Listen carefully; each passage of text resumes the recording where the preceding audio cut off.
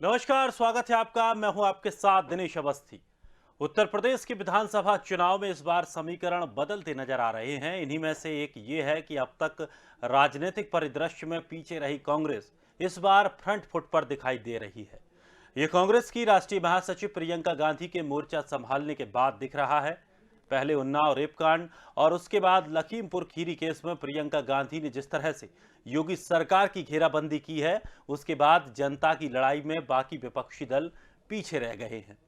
प्रियंका लगातार योगी सरकार पर वार कर रही हैं, तो केंद्र की मोदी सरकार भी उनके निशाने पर है। उन्होंने पीएम मोदी के गढ़ बनारस से अपने चुनावी अभियान का शुरीकरण करके जता दिया कि उनका यह अभियान विधानसभा चुनाव ही नहीं, 2023 के लोकसभा चुनाव तक चलेगा।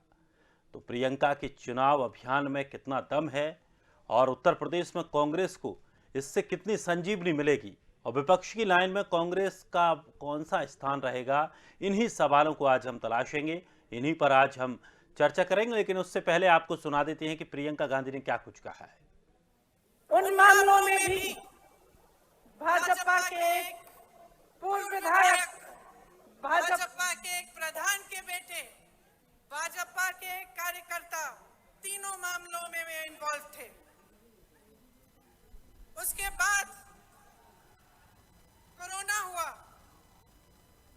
कोरोना के समय जहां जहां से रिपोर्ट आई, वहां से वही रिपोर्ट आई कि जनता त्रस्त है, परेशान है और सरकार मदद के बजाय आक्रामक हो गई है। जो भी सुविधाएं थी, अगर कोई कहता था कि मेरे पास सुविधा नहीं है, मेरे पास ऑक्सीजन नहीं है, कोई अस्पताल ने कह दिया कि ऑक्सीजन खत्म हो रहा है, तो सरकार उन पर आक्रमण कर रही थी। उनको न्याय की उम्मीद नहीं थी, उनको ये उम्मीद नहीं थी कि ये सरकार संकट के समय उनकी मदद करेगी। उसके बाद हाथरस का हादसा हुआ, जिसमें आप सब ने देखा कि सरकार ने अपराधियों पर आक्रमण नहीं किया, सरकार ने अपराधियों को नहीं रोका, सरकार ने परिवार के सदस्यों को अपनी बेटी को की चिता जलाने से रोका। उनको ले भी नहीं गए साथ, पुलिस प्रशासन ने चिता जला दी। उस परिवार ने भी मुझे कहा कि दीदी हमको न्याय चाहिए, लेकिन न्याय की हम उम्मीद नहीं रख सकते।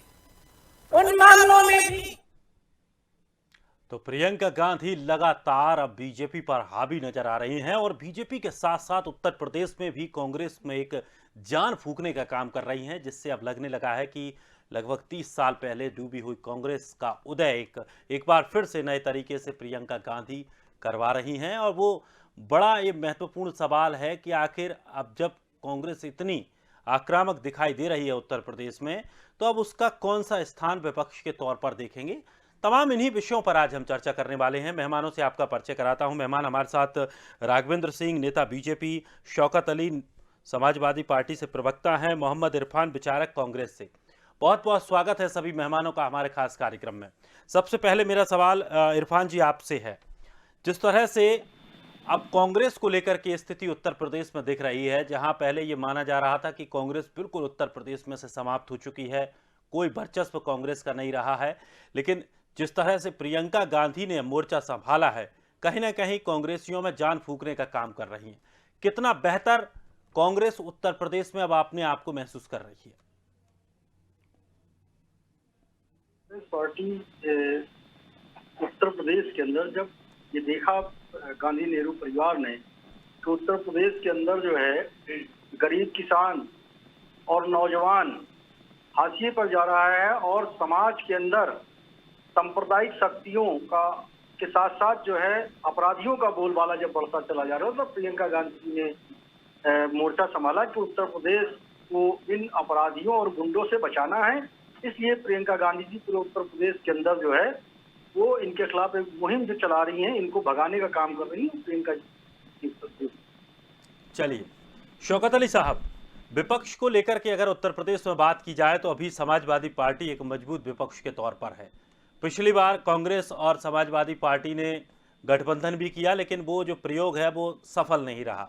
लेकिन इस बार जिस तरह से राहुल गांधी की जगह प्रियंका गांधी ने कांग्रेस में मोर्चा संभाला है और एक बेहतर स्थिति में कांग्रेस को लाने की कोशिश कर रही हैं, क्या लगता है विपक्ष में अभी आप एक टॉप पर बने हुए हैं, कांग्रेस अब अपना स्थान बना रही है, कितना खतरा कांग्रेस से है और कितना खतरा प्रियंका गांधी से विपक्ष को भी है?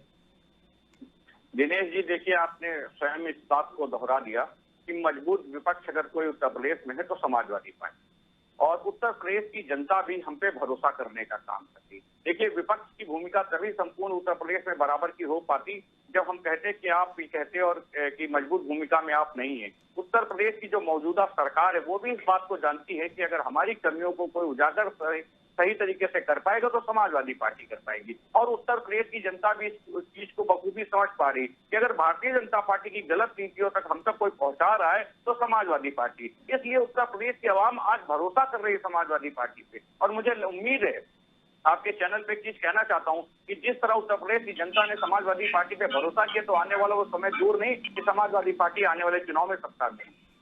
चलिए राघवेंद्र जी, आप किस तरह से देखते हैं जो कांग्रेस का लगातार रैलियां हो रही हैं, कांग्रेस ने, प्रियंका गांधी ने जिस तरह से कांग्रेस में जोश भरने का काम किया है, ऐसा तो नहीं कि बीजेपी कांग्रेस को हल्के में ले और इसकी आड़ में कांग्रेस कोई बड़ा गेम कर जाए? ये कांग्रेस पार्टी में कुल जमा 3 लोग ही नजर आते हैं, राहुल गांधी, प्रियंका गांधी, सोनिया गांधी। कभी कोई नंबर 1 पे होता है, कभी कोई नंबर 1 पे होता है, कभी कोई नंबर 1 पे होता है। आप याद करिए, इस लोकसभा चुनाव में प्रियंका गांधी ने पश्चिमी उत्तर प्रदेश की कमान संभाली थी। खूब मीडिया में ढोल ताशे बजे थे, खूब वो उनका यशगान किया गया था। प्रियंका गांधी आई हैं, उत्तर प्रदेश में नई ऊर्जा का सिलसिला होगा, इतनी सीटें आएंगी, इतना होगा, ये होगा, वो होगा। कहीं कुछ नहीं हुआ। 2 सीटें थी, 1 सीट खो के प्रियंका गांधी चली गई। और फिर जब विधानसभा चुनाव आए हैं, फिर ये 2 महीने पहले उदय हो गया इनका। उत्तर प्रदेश की जनता आपके दिनेश जी भली प्रकार से जानती है, ये लोग सीजनल लोग हैं। ये लोग जब सीजन आता है चुनाव का, नए रूप रंग में आ जाते हैं और जनता के हितैषी बनने के वादा करते हैं और अपनी कुछ थोड़ी बहुत राजनीति करते हैं। जो 1 आध सीट आ गए उसमें लेकर के फिर पुनः दिल्ली चले जाते हैं। वास्तविकता ये है, ये लोग कलसे में ऊँट ढूंढने का प्रयास कर रहे हैं। कांग्रेस पार्टी एक जो तालाब में जिस तरीके से पानी सड़ जाता है उस तरीके से है। वर्तमान में उत्तर प्रदेश की जनता कांग्रेस को स्वीकार करने की स्थिति में नहीं है। पिछले 75 सालों को खूब इन लोगों ने बेवकूफ बनाया। इंदिरा गांधी तो कभी जवाहरलाल, तो कभी फलाने जी, तो ढिकाने जी, उसमें परिवर्तन नहीं हुआ है। अब उत्तर प्रदेश की जनता, चाहे सोनिया गांधी हो, चाहे राहुल गांधी हो, चाहे प्रियंका गांधी हो, इनको स्वीकार करने के मूड में बिल्कुल नहीं है। वास्तविकता ये है, इनकी विश्वसनीयता समाप्त हो चुकी है। उत्तर प्रदेश में ये कहीं कोई ऐसा कोई पटाखा छुड़ाने वाले नहीं है, फिर उनकी वही दुर्घटना होने जा रही है। तो आपकी लड़ाई सीधी समाजवादी पार्टी से रहेगी? देखिए, समाजवादी पार्टी तो नहीं रहेगी, सब संपूर्ण विपक्ष जो है वो हमसे लड़ने का प्रयास कर रहा है। हम तो जो उत्तर प्रदेश में जो चुनाव लड़ेंगे, विकास और सुशासन के एजेंडे पर लड़ेंगे। हम लोग किसी भी इस प्रकार से हल्की राजनीति नहीं करते हैं। जिस प्रकार से लोगों ने आपके लखीमपुर खीरी वाले मामले में हल्का पर दिखाया, उस तरीके से पूरा उत्तर प्रदेश की जनता ने देखा किस तरीके से लोगों ने अपने सुविधा के अनुसार विषय को उठाया। संपूर्ण घटनाक्रम की जांच की मंच किसी भी विपक्षी दल ने नहीं की। भारतीय जनता पार्टी उस विषय को लेकर के पूरी ईमानदारी से काम कर रही है। इस प्रकार से ये लोग सिर्फ चुनावी विषय को लेकर के आते हैं और बहुत हल्की राजनीति करते हैं। उत्तर प्रदेश की जनता आज की तारीख में चाहे समाजवादी पार्टी हो, चाहे बहुजन समाज पार्टी हो, चाहे कांग्रेस पार्टी हो, किसी को स्वीकार करने की स्थिति में नहीं है। उत्तर प्रदेश के विकास को देखा है, हमारे सुशासन के एजेंडे को भली प्रकार जान रही है और हमारी जो है पूर्ण बहुमत की सरकार बनने जा रही है। चलिए मोहम्मद इरफान जी, जिस तरह से प्रियंका गांधी की रैली में जो भीड़ तमाम देखी गई, उसके बाद से कांग्रेसियों में एक बड़ा जोश आ गया। उन्होंने कहा कि इतनी बड़ी तादाद में लोग प्रियंका गांधी के साथ शामिल हुए और एक बड़ा जनसैलाब देखने को मिला। लेकिन ये जनसैलाब वोटों में परिवर्तित हो पाएगा या नहीं? निश्चित तौर से ये जो जनसैलाब बनारस की रैली में जो उमड़ा है, ये उत्तर प्रदेश और देश के अंदर एक परिवर्तन की जो है आगाज है। और उत्तर प्रदेश की जनता ने ये वहां पर रैली में भाग लेकर के ये बता दिया कि उत्तर प्रदेश के अंदर जो है वो परिवर्तन चाहते। इनके जिस तरीके से अभी घटनाएं हो रही हैं, चाहे वो लखीमपुर खीरी की हो या तमाम और भी घटनाएं, आए दिन कहीं ना कहीं पर लूट, बलात्कार, हत्या जैसे जघन्य अपराध हो रहे हैं। और आप तो ये भी देखिए कि किस तरीके से वहां पर निर्मम हत्या की गई और वहां पर लोगों की आवाज को दबाने का काम जब किया गया तो निश्चित तौर पे उत्तर प्रदेश की जनता, उत्तर प्रदेश के नौजवान, ये भारतीय जनता पार्टी का जो इन्होंने लोकसभा के चुनाव में और विधानसभा के चुनाव में जो इन्होंने सपने बेचने का जो काम किया था, वो उत्तर प्रदेश के जनता और उत्तर प्रदेश का नौजवान, महिलाएं, ये सारे लोग समझ चुके हैं कि ये सपने ही बेचने का काम करते हैं, सपने को हकीकत में बदलने का काम नहीं करते। इसलिए जो है उत्तर प्रदेश की जनता आज पूरी तरीके से भारतीय जनता पार्टी की केंद्र और प्रदेश सरकार से निजात चाहती है। आप चाहे महंगाई पे देख लीजिए, डीजल है, पेट्रोल है, किस तरीके से बेतहाशा वृद्धि होती जा रही है। नौजवान बेरोजगार है, नौजवानों के पास काम नहीं है, शिक्षा का स्तर दिन पर दिन गिरता जा रहा है।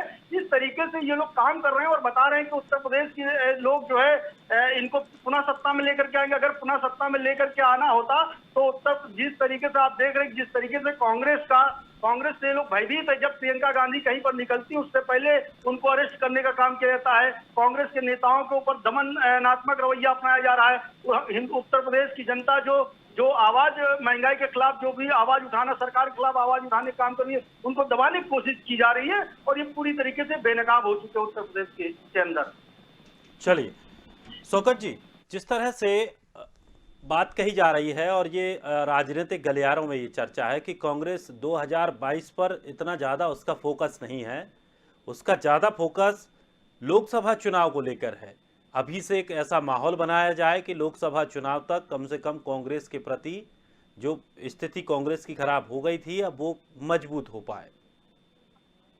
देखिए दिनेश जी, सबसे पहली चीज तो मैं ये कहना चाहूंगा कि विधानसभा में कांग्रेस ने स्वयं हथियार छोड़ दिए। अगर वो लोकसभा की तैयारी कर रहे हैं तो मुझे लगता है कि विधानसभा में उतना अच्छा परफॉर्मेंस नहीं होगा जो तैयारी को आप बता रहे थे। देखिए, भारतीय जनता पार्टी के पास भी आज कोई विजन नहीं बचा है, उनके पास कोई मुद्दा नहीं बचा है। उन्होंने उत्तर प्रदेश में कुछ किया नहीं। हाँ, एक चीज दिनेश जी बहुत अच्छी की है उत्तर प्रदेश की सरकार ने। उत्तर प्रदेश की सरकार ने उत्तर प्रदेश को बता दिया है कि उत्तर प्रदेश में राम राज्य चल रहा है, पेट्रोल थोड़ा सा महंगा मिल रहा है, डीजल थोड़ा सा महंगा मिल रहा है। नौजवान को रोजगार देने के लिए उत्तर प्रदेश की भारतीय जनता पार्टी की सरकार घर घर टॉर्च से लेके नौजवान युवाओं को ढूंढ रही। युवा मिल नहीं रहे क्योंकि सब तो रोजगार पा चुके हैं, अब कोई घर पे खाली बैठा नहीं। तो आजकल भारतीय जनता पार्टी के कार्यकर्ता टॉर्च लेके जाते हैं घर में कि कोई कोने में छुपा ना हो। इतना रोजगार भारतीय जनता पार्टी के लोगों ने दे दिया। बस इनको सिर्फ एक चीज खराब लग रही है, भारतीय जनता पार्टी के लोग, विपक्ष का आईना खराब लग रहा है। जब हम इन्हें सच्चाई का आईना दिखाना चाहते हैं तब भारतीय जनता पार्टी के लोगों को गुस्सा आ जाता है। जो धरातल है आज दिनेश जी, शायद भारतीय जनता पार्टी के लोग उससे वाकिफ नहीं होना चाहते, उससे अवगत नहीं होना चाहते। भारतीय जनता पार्टी अपने आप में मदमस्त हो गई है। उन्हें खुद ही नहीं पता है कि उनकी सरकार में डीजल कितना महंगा है, पेट्रोल कितना महंगा है, नौजवान रोजगार कितना पा रहे हैं, कितना नहीं पा रहे हैं, कितने नौजवान रोजगार पाने के लिए इनके चौखट पे जाके प्रदर्शन कर रहे हैं, आत्मदाह करने का काम कर रहे हैं। फिर भी महाराज कहते हैं कि राम राज्य चल रहा है, उत्तर प्रदेश में कोई रोजगार के लिए हमारी चौखट पे आता ही नहीं है। वो तो कहता है अपना रोजगार वापस ले लो।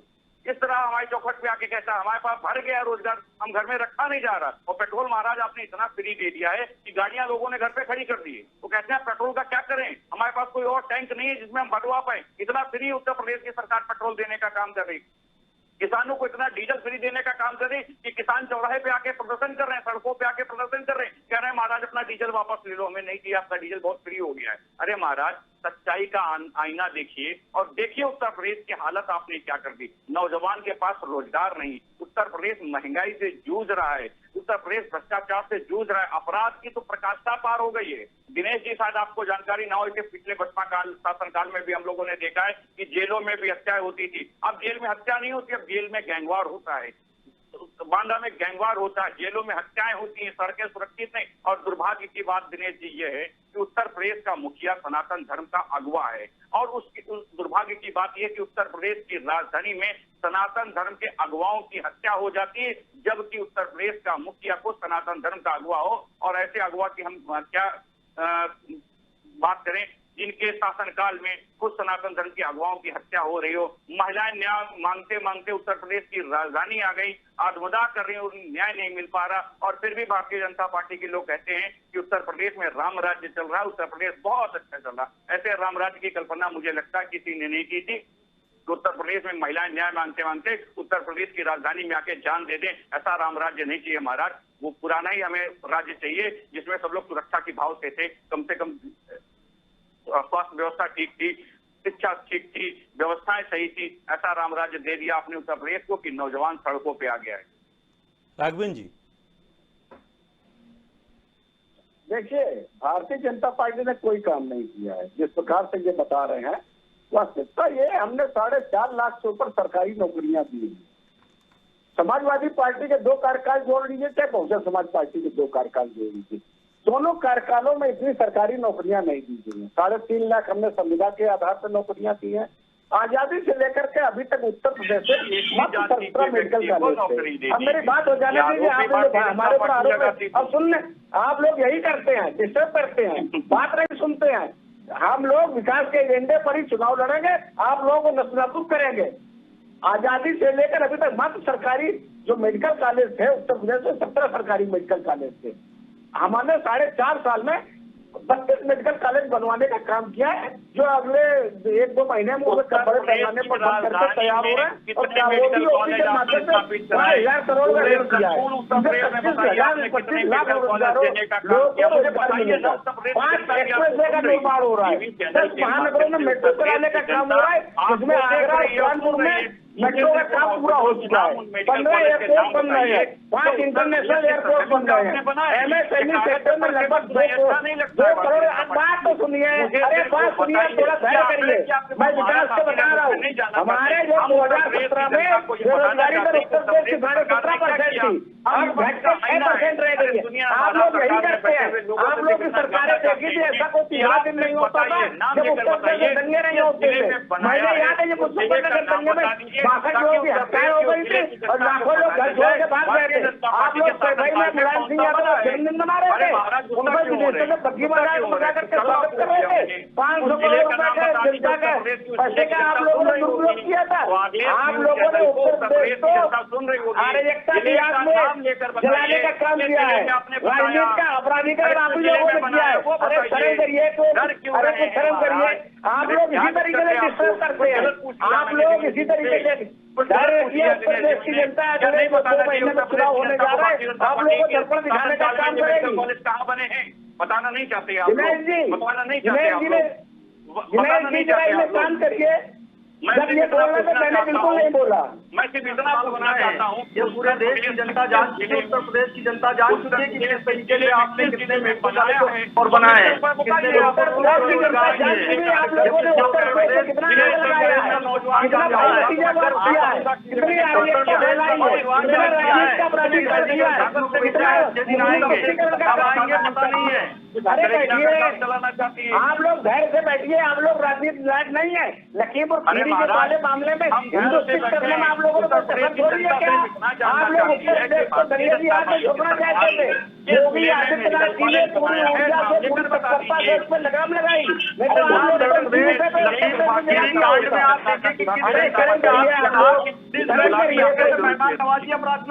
लोग राजनीति लायक नहीं है। आप लोग की जनता ने देखी है,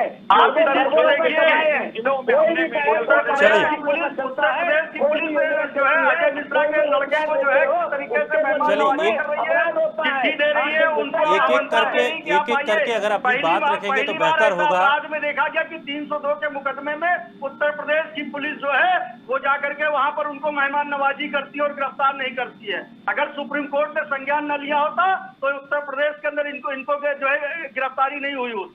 चलिए, राघवेंद्र जी आप जवाब दे दीजिए, आप जवाब दे दीजिए। एक एक करके जवाब और सवाल कीजिए, कम से कम दर्शकों की समझ में तो आए। नाराज हो गए, मुझे लगता है राघवेंद्र जी नाराज हो गए। मेरा बहुत साधारण सवाल था कि आप नहीं, हम नाराज होने वालों में नहीं है। मैं तो नाराज हूँ, बहुत साधारण सवाल पूछ रहा मैं सिर्फ इतना पूछना चाहता हूँ कि आपने किन किन जिलों में उत्तर प्रदेश के मेडिकल कॉलेज बनाए, उन जिले का नाम लेके बताइए, जिससे उत्तर प्रदेश की जिले की जनता को पता चल जाए कि भारतीय जनता पार्टी ने हमारे जिले में ये मेडिकल कॉलेज दिया है। उत्तर प्रदेश की जनता को पता चल जाए और स्वदेश न्यूज चैनल के माध्यम से उत्तर प्रदेश की जनता को ये पता चले भारतीय जनता पार्टी ने क्या किया है। अरे महाराज, आपसे इतना सवाल पूछ लिया, आप गुस्सा हो गए, नाराज हो गए। अरे महाराज, उत्तर प्रदेश की राजधानी से लेकर 75 जिलों में कहाँ मेडिकल कॉलेज बना, यही तो पूछा मैं। नाराज हो गए राघवेंद्र जी, इसलिए आंकड़े देने से काम नहीं चलेगा कि आंकड़े हमें नहीं चाहिए। उत्तर प्रदेश की जनता को दिया क्या वो बताइए। और पता नहीं आप क्यों नाराज होते रहे। मैंने कहा था शुरुआत में का महीना है और हम जब इनको आईना दिखाते हैं तो नहीं गुस्सा आ जाता है। पूरब जानी है, आप एक्सेप्ट कर लीजिए कि आपकी पूरब जानी है, हमें कोई दिक्कत नहीं। स्वीकार करने में क्या सरकार रही हो, बहुजन समाज पार्टी की सरकार रही हो, जो लोग भी हमारे साथी यहाँ पर अभी टीवी पे बैठे हुए हैं, ये बता दें कि एक भी उत्तर प्रदेश के अंदर जो है फैक्ट्रियों कल कारखाने लगाए गए हैं। ये सब जितनी चीजें बनाई गई हैं, आपने देखा कि कोरोना काल के अंदर कांग्रेस के बनाए हुए अस्पताल, कांग्रेस के बनाए हुए मेडिकल कॉलेज के अंदर लोगों का जो है इलाज हुआ, और इन्होंने जो शौचालय बनाए हैं उन शौचालयों का क्या उपयोग हुआ? आपने क्या किया? आपने पंजाब में क्या किया? राजस्थान में आप लोगों ने जो हम लोगों ने वैक्सीन ली थी उसको जमीनों में दबाने का काम किया। पंजाब में आप लोगों ने जमीन प्राइवेट नर्सिंग होमों को ऊंची कीमतों में दी। आप लोग राजनीति लाए थे, शर्म आनी चाहिए आपको। आप लोगों ने अपनी सरकारों में क्या किया? हमें ज्ञान की जरूरत नहीं है। किस तरीके से पंजाब की जनता ने, अगर आप कोरोना काल में 2 बार तारीफ पंजाब में सरकार आपकी थी, आपने वहां अच्छे काम किए होते तो पंजाब की जनता को बढ़ा दी। राजस्थान की जनता ने आपको बढ़ा दिया। इसी तरीके से मध्य प्रदेश के अंदर पीछे के दरवाजे से आपने सरकार बनाने का काम किया। आपको तो हिंदुस्तान की पूरे प्रदेश की जनता ने आपको नकार दिया, उत्तर प्रदेश में भी आपको नकारने जा रही है। और 2022 के अंदर कांग्रेस जो है जहाँ को मजबूती से लगाई, उत्तर प्रदेश के अंदर सरकार कांग्रेस बनाएगी। जनता को नौजवान महिलाएं और सारे लोग आपको पूरी तरीके से समझ चुके हैं कि किस तरीके से आप सपने बेचने का काम कर रहे हैं। अच्छे दिन आएंगे। अब बहुत हुआ पेट्रोल की मार, अब की बार बीजेपी सरकार। आपने देख लिया आज पेट्रोल 100 रुपए से ऊपर बिक रहा है। चलिए, बहुत बहुत शुक्रिया राघवन सिंह जी, शौकत अली जी, मोहम्मद इरफान जी, बहुत बहुत शुक्रिया हमारे साथ जुड़ने के लिए और अपना अपना पक्ष रखने के लिए। लेकिन विधानसभा चुनाव में जिस तरह से उत्तर प्रदेश में अगर बात करें तो प्रियंका गांधी ने एक बहुत ही बड़ा एक जनसैलाब इकट्ठा करके संदेश जरूर दिया है कि कांग्रेस अब पहले जैसी कांग्रेस नहीं रही है। अब कांग्रेस में जान आ गई है और कांग्रेस अब चुनावों में उतरने के लिए पूरी तरह से तैयार है। और कहा यह भी जा रहा है कि जिस तरह से तैयारियां की जा रही हैं, प्रियंका गांधी ने तैयारी की है, वो 2022 के चुनाव के लेकर के तो है ही, साथ ही आने वाले लोकसभा चुनावों को लेकर के भी वो पूरी रूप से तैयारियां कर रही हैं और अभी से अपनी जमीन मजबूत कर रही हैं। लेकिन देखना ये होगा कि क्या कांग्रेस फिर से, और खासकर के उत्तर प्रदेश में इतने लंबे समय के बाद, लगभग 3 दशक के अंतराल के बाद, लोगों के बीच में अपनी पैठ और अपनी जगह बना पाएगी, ये देखने वाला विषय होगा। फिलहाल इस खास कार्यक्रम में इतना ही। ताजा तरीन खबरों के लिए आप बने रहिए स्वदेश के साथ।